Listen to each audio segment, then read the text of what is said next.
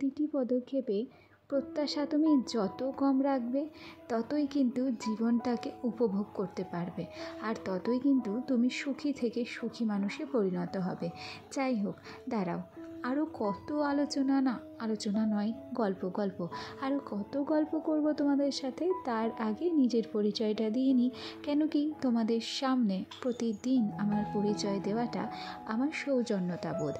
যাই হোক, নমস্কার, কেমন আছো সবাই? আশা করছি সবাই খুব ভালো আছো, আর আমরাও ভালো আছি। আজকে আমার আরও একটি নতুন ব্লগে তোমাদের সবাইকে অনেক অনেক স্বাগত জানিয়ে ব্লগটি শুরু করছি।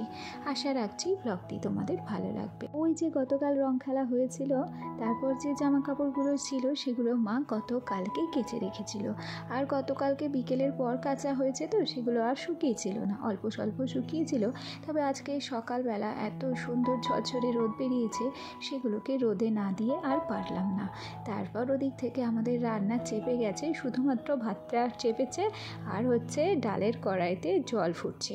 তো ওদিক থেকে মা কিন্তু সবজিও কেটে নিয়েছে। আজকেই হবে আমাদের মুসুর ডাল, কলা ভাজা, আলু ভাজা, আর যে ধনেপাতাটা দেখালাম সেটা বাটা। আলু ভাজাটা স্পেশালি আমার ছেলের জন্য, কেন কি আমাদের যখন থেকে বা যবে থেকে আমার হোক আমার ছোটো বোনের হোক, দুজনের বাচ্চা হয়ে গেছে, তারপর থেকে বাবার বাড়িতে আমাদের আর কোনো আদর নেই। আমাদের যত আদর আমাদের এই বাচ্চা কাচ্চাগুলো সমস্ত ভাগ বসিয়ে নিয়েছে। তো যাই হোক, এমনিতেও বাবার বাড়িতে কোনো মেয়েদেরই কাজকর্ম থাকে না, তবুও বেছে কুছে অনেক সময় অনেক কাজকর্মই কিন্তু আমাদের করতে হয়। আর আজকে সেই মতো আমাদের এই যে টিনের ঘরটা দেখছো, এই টিনের ঘরটায় এসেছি, ঘরটাকে একটু পরিপাটি করে সাজিয়ে গুছিয়ে নেব, আর সেই ফাঁকে ফাঁকে তোমাদের সাথে অনেক গল্প হয়ে যাবে। ওদিক থেকে এর আগের বার যখন আমি এসেছিলাম তখনই ওই টিভিটা, তারপর টিভির নিচে ওই বাক্সটা, সেটাকে পরিষ্কার করে রেখে গেছিলাম। তারপরে পরিষ্কার করা হয়েছে কি না আমি সঠিক বলতে পারবো না, কেন কি যেটা আমি দেখিনি সেটা তো আমি আন্দাজে বলবো না। তো এবার এসে ওই জায়গাগুলোকে পরিষ্কার করে গুছিয়ে নিয়েছি।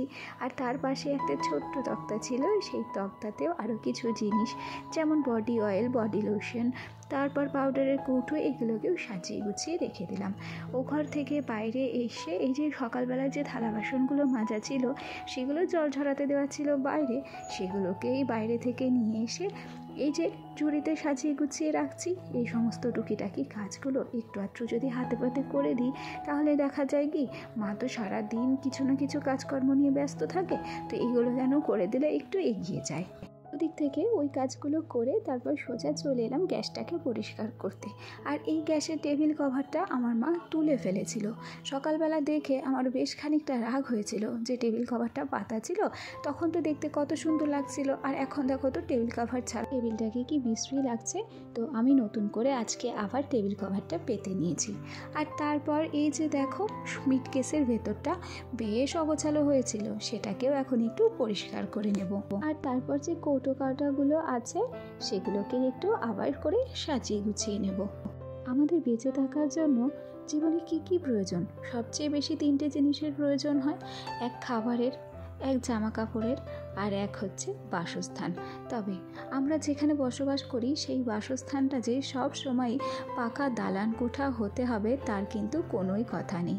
আজ তোমার টিনের ঘর হোক না কেন, আজ তোমার হোক না মাটির ঘর কিংবা মুলি বাঁশের বেড়ার ঘর, সেই ঘরের মধ্যে যদি তোমার মানসিক শান্তি থাকে, একবেলা না খেয়ে থেকেও তুমি যে মানুষটার সাথে রয়েছো, যে জীবনসঙ্গীটার সাথে রয়েছো, সেই জীবনসঙ্গীটা, সেই মানুষটা যদি তোমার মনের মতো হয়, যদি তোমার সমস্ত দিক সে খেয়াল রাখে, তাহলে দেখবে এই টিনের ঘরেও কিন্তু তুমি স্বর্গসুখ খুঁজে নেবে।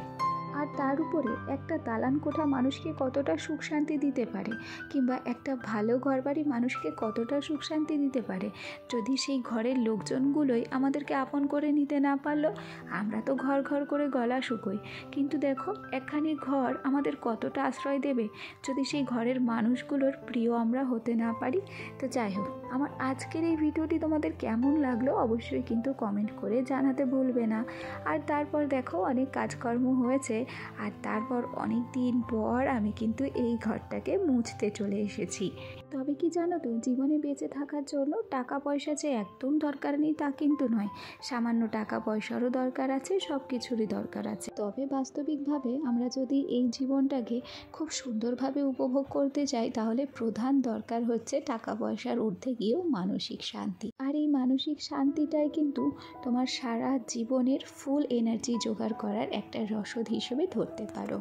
চলো, এ পর্যায়ে আমার এই লম্বা লম্বা ভাষণগুলো দিতে দিতে সোজা চলে এসেছি বিকেলবেলাতে। ঘড়ির কাঁটাতে এখন ওই 4:45টার একটু বেশি ধরতে পারো। আর আবহাওয়াটা দেখো, বিকেল থেকেই যেন কেমন মেঘলা মেঘলা ভাব। আর এই সময়টা বলো তো কী হবে? সকালের দিকটাতে হয়তো একটু রোদের মুখ দেখা যাবে, বিকেলের দিকটাতে ওই মেঘলা মেঘলা, আর সন্ধ্যের দিকটাতে আসছে তো ঝড় বৃষ্টির টাইম, তাই না বলো?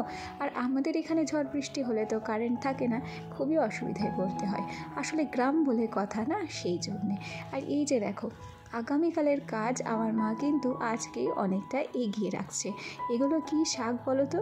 চিনতে পারছো? এগুলোকে কিন্তু আমরা পিপুল শাক বলি। এখন তোমরা যে কী শাক বলো সেটা কিন্তু আমার জানা নেই। তো কালকে পিপুল শাক রান্না হবে, হয়তো মাছ দিয়ে। যাই হোক, হলে তোমরা দেখতেই পারবে। এ পর্যায়ে আমার একটু টুকিটাকি কাজের মধ্যে ছিল এই যে নাইটিগুলো, এগুলো সমস্তটাই আমার মা কেচে দিয়েছিল, আর সেগুলোই একটু ভাঁজ করে নিচ্ছি। বাবার বাড়িতে সত্যি কথা বলছি, কাজ সেরকম একটা থাকে না। তবে কাজ থাকে না বলাটা ভুল, যারা কাজ করতে জানে তারা কিন্তু হাজার বসে থাকলেও তার মধ্যে কিছু না কিছু কাজ কিন্তু খুঁজেই পায়, তাই না বলো? আমরা আলসে করে সেই জন্য বলি বাবার বাড়িতে কাজ নেই, কাজ নেই। কোনো এমন একটা সংসার নেই যে সেই সংসারে কাজ থাকে না। আমরা মুখে ওটুকু বলি, তাই, তার বেশি কিছুই নয়। তো যাই হোক, এখন দেখো সোনার জন্য একটু দুধ গরম করতে চলে এসেছি। সোনাকে সেই খাইয়েছি 11:30-12টায়। আসলে আমার ছেলেটারও শরীর ভালো নেই গো, সেই জন্য ঠিকঠাক খাচ্ছেও না। ওদিকে ওভেনে দুধটাকে বসিয়ে দিয়ে তারপর এই যে টেবিলের সামনেটা একটুখানি মুছে নিচ্ছি। কেন বলো তো? এটা তো প্লাস্টিকের কভার, সেই জন্য একটু জল পড়লে না পুরো স্যাঁতসেঁতে হয়ে যাচ্ছে, যে জলটা বারবার মুছলেও কিন্তু শুকোতে চাইছে না। সেই জন্য ওটাকে মুছে নেওয়া, আর কি, তার বেশি কিছুই নয়। তারপর দেখো একটু সন্ধে ঘোর ঘোর হয়েছে, আর শোনার জন্য আজকে ভাবছি একটু সুজিটা ভাজা করে নেব। আজ অনেক দিন, প্রায় মাসখানেকের উপরেই সোনাকে সুজি খাওয়াইনি। আর ওই প্রতিবারের মতো এবারও সেই বারবার একই রকম খাবার খাওয়াতে আমার ভালো লাগে না, সেই জন্যই এই যে সুজিটাকে ভাজা করে নিচ্ছি। আর ওই দিকের ওভেনটা দেখতে পাচ্ছ, ওই দিকের ওভেনটাতে বসিয়েছি একটু চা। আর এই তো দেখো, তোমাদের সাথে কথা বলতে বলতে সুজিটাও ভাজা হয়ে গেছে, এবং সেটাকে একটা থালের উপরে দিয়ে ঠান্ডা করতে দিচ্ছি। এখান থেকে কড়াই থেকে নামিয়েই তো সোজাসুজি কৌটোতে ভরা যায় না, সেই জন্য থালের উপর নামিয়ে রাখা। আর এটাতে নতুন করে বলার কিছুই নেই, আমি একা যে এই পদ্ধতি অবলম্বন করি তা কিন্তু নয়, সবাই জানে এই পদ্ধতিটার কথা। যাই হোক, আমার এই পর্যায়ে একটা কথা বলে রাখি, ভিডিওটা কাদের কাদের ভালো লাগলো কমেন্ট করে জানাতে ভুলবে না। আর আমার নতুন বন্ধু, পুরানো বন্ধু, তোমাদের সবাইকে অসংখ্য অসংখ্য ধন্যবাদ জানাবো। আর এই তো দেখো, সে কথা বলতে বলতে আমার কিন্তু চা করাও হয়ে গেছে, এবং 4টে কাপে চাটুকু কিন্তু আমি ছেঁকেও নিচ্ছি। আর সেই সাথে চলো এখন একটু চা খাওয়া যাক। তাহলে আজকের ভিডিওটা এখানেই শেষ করব। তোমরা সবাই সুস্থ থেকো, ভালো থেকো। আসবো আগামীকাল। টাটা।